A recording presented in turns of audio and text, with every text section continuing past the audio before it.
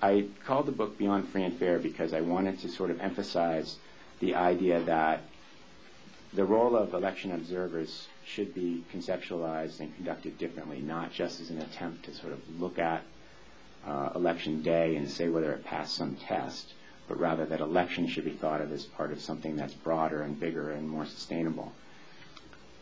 International election monitoring and its sort of cousin of domestic monitoring, nonpartisan domestic monitoring by non-governmental groups inside transition environments, inside other countries, is a major international activity right now. It draws enormous international resources, attention, political clout, power. It's almost hard for us to remember that 20 years ago it essentially didn't exist.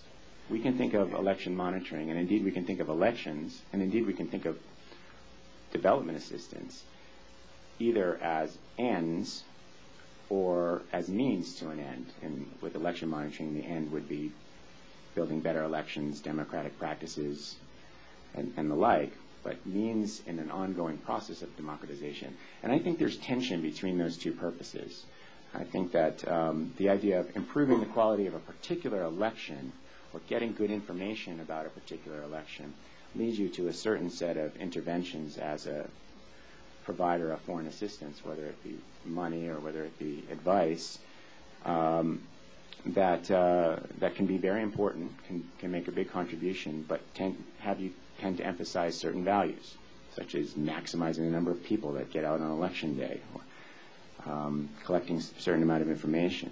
But there's another possible purpose, which is using elections and then therefore using the kind of mobilization of civil society that comes with elections in many transitional environments as a catalyst to build civil society.